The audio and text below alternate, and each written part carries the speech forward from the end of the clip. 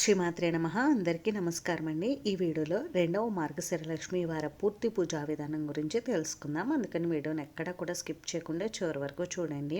మార్గశిర మాసంలో వచ్చే లక్ష్మీ గురువారాల్లో లక్ష్మీదేవి అమ్మవారిని విశేషంగా పూజించడం వలన లక్ష్మీ కటాక్షం కలిగి ఆర్థిక సమస్యలు తొలగిపోతాయి. ఎక్కువగా ఈ మార్గశిర మాసంలో ప్రతి ఒక్కరూ కూడా లక్ష్మీ గురువార వ్రతాన్ని ఆచరిస్తారండి. 5 లక్ష్మీ గురువారాలు లక్ష్మీ గురువార వ్రతాన్ని ఆచరించాలి. ఒక్క సంవత్సరం మార్గశిర మాసం 4 లక్ష్మీ గురువారాలే వస్తాయి. అప్పుడు పుష్యమాసంలో వచ్చే మొదటి గురువారం ఈ లక్ష్మీ గురువార వ్రతాన్ని ఆచరించి 5 వారాల పాటు వ్రతం ఆచరించుకోవాలి. ఒక్కరోజు కూడా మనకి వ్రతం ఆపకూడదండి. 5 వారాలు కూడా కంటిన్యూగా చేసుకోవాలి. అలా మేము లక్ష్మీ గురువార వ్రతాన్ని ఆచరించుకోలేము అనుకునేవారు లక్ష్మీ గురువారాల్లో లక్ష్మీదేవి అమ్మవారికి వ్రతంలో కాకుండా మామూలుగా నిత్య పూజలో కూడా మనం అమ్మవారికి పూజ చేసుకోవచ్చు. లక్ష్మీ గురువార వ్రతం కాకుండా మామూలుగా అమ్మవారికి పూజ చేసుకోవాలనుకునేవారు అమ్మవారికి మీరు ఎన్ని వారాలు అంటే 4 వారాలు కుదిరితే 4 వారాలు పూజ చేసుకోండి. కుదరలేని వారు కనీసం ఒక్క వారమైనా అమ్మవారికి పూజ చేసుకోండి. ఈ 2025 సంవత్సరంలో మనకి రెండవ లక్ష్మీ గురువారం 2025 డిసెంబర్ 4 గురువారం వచ్చిందండి. ఈరోజు విశేషంగా మనకి పౌర్ణమి తిథి కూడా ఉంది. ఇలా మార్గశిర లక్ష్మీ గురువారం పౌర్ణమి తిథితో రావడం చాలా శుభప్రదం అండి. చాలా మంచిది. ఈరోజు తప్పకుండా అమ్మవారికి పూజ నిర్వహించుకోండి. అమ్మవారికి ఉదయం వేళల్లో కానీ సాయంత్రం సమయంలో పౌర్ణమి గడియలు ఉండగా కూడా మీరు అమ్మవారికి పూజ చేసుకోవచ్చు. పూజలో ముఖ్యంగా క్షీర దీపం పెట్టుకుని అమ్మవారికి పూజ చేసుకుంటే ఇంకా మరిన్ని విశేష ఫలితాలు అయితే కలుగుతాయి. మార్గశిర లక్ష్మీ గురువార వ్రతం ఆచరించుకోవాలనుకునేవారు తప్పకుండా పీఠం ఏర్పాటు చేసుకుని వ్రతం చేసుకోండి. మామూలుగా పూజలా చేసుకుందాం అనుకునేవారు పూజా మందిరంలోనైనా మనం అమ్మవారికి పూజ చేసుకోవచ్చండి. లేదు అంటే ఇలా ప్రత్యేకంగా పీఠం ఏర్పాటు చేసుకుని కూడా పూజ చేసుకోవచ్చు. ఈ రోజు సూర్యోదయానికి పూర్వమే నిద్ర లేచి ఇంటిని శుభ్రపరచుకుని ముందుగా తల స్నానం ఆచరించాలి. ఈరోజు తలంటూ స్నానం చేయకుండా అంటే తలకు షాంపూ లాంటివి పెట్టుకోకుండా ఉత్తిగా తలపైన నీళ్లు పోసుకుని స్నానం ఆచరించాలండి. ఆ తర్వాత ఉతికిన వస్త్రాలు ధరించి ముందుగా గడప పూజ నిర్వహించుకుని ఆ తర్వాత నిత్య పూజ కూడా పూర్తి చేసుకుని ఆ తర్వాత అమ్మవారికి పూజ చేసుకోవాలి. పూజా పీఠాన్ని ఏర్పాటు చేసే చోట ముందుగా శుభ్రం చేసుకుని పసుపుతో బియ్య పిండితో ముగ్గు పెట్టుకుని ఆ తర్వాత ఒక పీట తీసుకుని పీటకు కూడా పసుపు రాసి బియ్య పిండితో ముగ్గు పెట్టుకుని పీట పైన ఏదైనా ఒక తెలుపు రంగు వస్త్రం కానీ పసుపు రంగు వస్త్రాన్ని కానీ పరిచి వస్త్రం పైన 3 గుప్పుల వరకు బియ్యం పోసి అమ్మవారి చిత్రపటాన్ని గంధం కుంకుమ బొట్లతో అందంగా అలంకరించుకుని పూజలు ఏర్పాటు చేసుకోవాలి. ఆ తర్వాత అమ్మవారి ఫోటోని మీ దగ్గర ఉన్నటువంటి పువ్వులతోటి వస్త్రమాలలతోటి పువ్వుల మాలలతోటి అందంగా అలంకరించుకోండి. మీ దగ్గర అమ్మవారి విగ్రహం ఉంటే తప్పకుండా పూజలో పెట్టుకుని అమ్మవారి విగ్రహానికి పూజ నిర్వహించుకోండి. అమ్మవారి విగ్రహంతో పాటు స్వామివారి విగ్రహం కూడా ఉంటే స్వామివారికి కూడా పూజ చేసి ఆ తర్వాత అమ్మవారికి పూజ చేయండి. ఈ రోజు పౌర్ణమి తిథి ఉంది అని చెప్పుకున్నాం కదండి. మార్గశిర పౌర్ణమి రోజే శ్రీదత్త జయంతి కూడా జరుపుకుంటాము. ఈ పూజాపీఠ పైనే దత్తాత్రేయ స్వామివారికి కూడా మీరు పూజ చేసుకోవచ్చు. దత్తాత్రేయ స్వామివారి ఫోటో కానీ విగ్రహం కానీ పూజలో పెట్టుకుని ముందుగా స్వామివారికి పూజ చేసి ఆ తర్వాత అమ్మవారికి పూజ చేసుకోండి. ఈ రోజు దీపారాధన కోసం ఆవునే ఉపయోగిస్తే చాలా మంచిదండి. ఆవునే లభించకపోతే అప్పుడు నువ్వుల నూనెతో దీపారాధన చేయండి. ఈ పూజలో మనం ఎన్ని దీపాలైనా పెట్టుకోవచ్చండి. కామాక్షి దీపం, తమలపాకుల పైన దీపం, పంచగవ్య దీపం ఇలా ఎన్ని దీపాలైనా పెట్టుకోవచ్చు. నేనైతే ఇక్కడ క్షీర దీపం పెడుతున్నానండి. ఈ క్షీర దీపం ఎలా పెట్టాలి అని అంటే ఈ దీపం పెట్టడానికి ఏదైనా ప్లేట్ కానీ తమలపాకు కానీ తీసుకుని ఆ తమలపాకులోకి 3 గుప్పిళ్ళ వరకు బియ్యం పోసి బియ్యం పైన కొద్దిగా పసుపు కుంకుమలు ఉంచి ఇప్పుడు ఏదైనా ఇత్తడి బౌల్ కానీ గాజు బౌల్ కానీ తీసుకుని అందులోకి ఆవు పాలు వేసుకోవాలండి. 3 వంతులు ఆవు పాలు వేసుకుని 1 వంతు ఆవు నెయ్యి పోసుకోవాలి. ఆవు నెయ్యి లభించకపోతే అప్పుడు నువ్వుల నూనెతో దీపారాధన చేయండి. ఈ క్షీర దీపం పెట్టుకోవడం కోసం మనం పచ్చి ఆవు పాలే తీసుకోవాలండి. ఆ తర్వాత ఈ దీపంలోకి వత్తిని ఈ విధంగా ఏదైనా ఒక తమలపాకుని తీసుకుని తమలపాకుకి మధ్యలో ఈ విధంగా హోల్ చేసుకుని ఒత్తులు పెట్టుకుని ఈ విధంగా మనం వీడియోలో చూపిస్తున్నాను కదండి ఆ విధంగా దీపాన్ని అయితే సిద్ధం చేసుకోవాలి. లేదు అంటే మనకి ఫ్లోటింగ్ విక్స్ ఉంటాయి కదండి పూజా స్టోర్స్ లో దొరుకుతాయి. అవైనా తెచ్చుకుని పెట్టుకోవచ్చు. అవి లేని వారి తమలపాకులకే ఒత్తుల్ని ఈ విధంగా సెట్ చేసుకుని మీరు దీపారాధన చేసుకోవచ్చండి. ఈ దీపాన్ని మీ దగ్గర ఉన్నటువంటి పువ్వులతో అందంగా అలంకరించుకోండి. ఈ మాసంలో చంద్రుడు మృగశిర నక్షత్రానికి దగ్గరగా ఉండడం వలన ఈ మాసాన్ని మార్గశిర మాసం అని పిలుస్తారండి.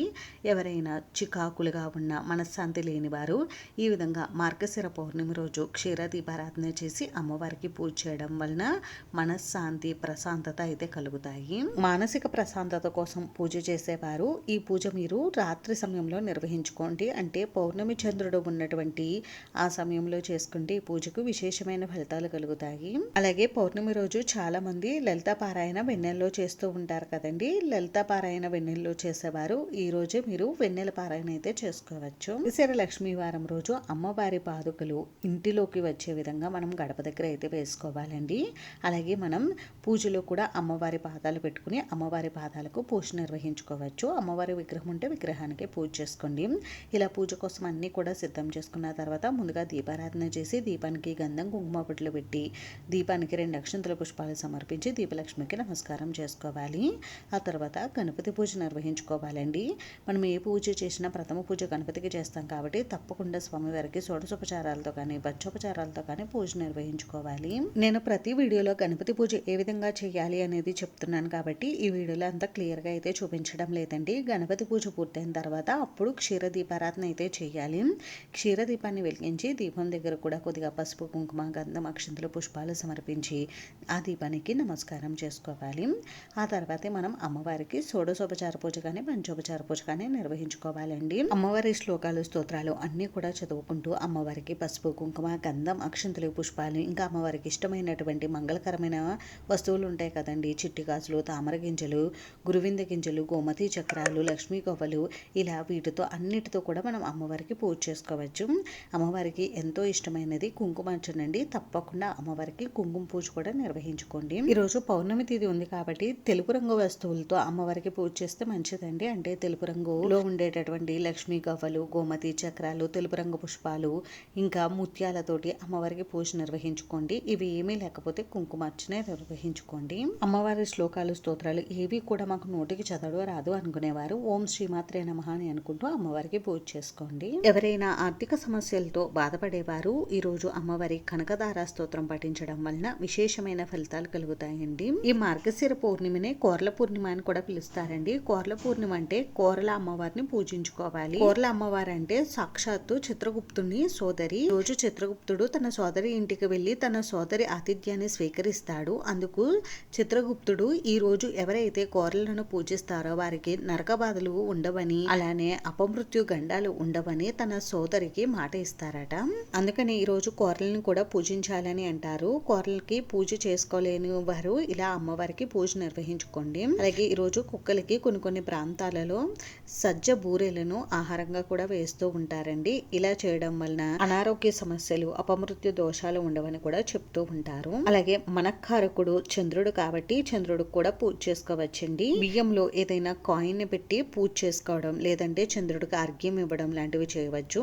అలాగే ఈ రోజు బ్రాహ్మణులకి బియ్యం కూడా దానంగా ఇవ్వవచ్చండి. ఇలా చేయడం వలన చంద్రుడు మనసు కారకుడు కాబట్టి మనసు ప్రశాంతంగా ఉంటుంది. ఈ విధంగా అమ్మవారికి పూజ చేసిన తర్వాత ధూపం దీపం నైవేద్యం సమర్పించాలండి. రెండవ మార్గశిర లక్ష్మీవారం రోజు అమ్మవారికి అట్లు తిమనాన్ని నైవేద్యంగా సమర్పిస్తూ ఉంటారు. అలాగే ఈ రోజు మార్గశిర పౌర్ణమి కాబట్టి అమ్మవారికి పాలతో చేసినటువంటి నైవేద్యాలు కూడా సమర్పించవచ్చు. ఇలా ఏ నైవేద్యాలు మేము నివేదించలేమండి అని అనుకునేవారు అమ్మవారికి పాలు బెల్లం ముక్క ఈ సీజన్లో దొరికేటటువంటి ఫ్రూట్స్ నైవేద్యంగా నివేదించండి.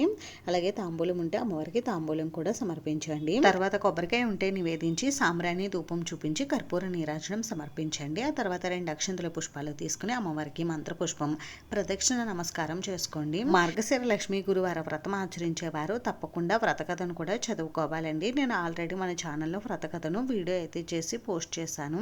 ఆ వ్రత కథ వింటూ అయినా మీరు అమ్మవారికి పూజ చేసుకోవచ్చు. ఈ విధంగా రెండవ మార్గశిర గురువారం పౌర్ణమి రోజు మీరు అమ్మవారికి పూజ చేసుకోండి. ఈ విధంగా అమ్మవారిని పూజించడం వలన విశేషమైన ఫలితాలు కలుగుతాయండి. అమ్మవారి అనుగ్రహంతో పాటు అష్టైశ్వర్యాలు సిరి సంపదలు మనసు ప్రశాంతత కలుగుతుంది.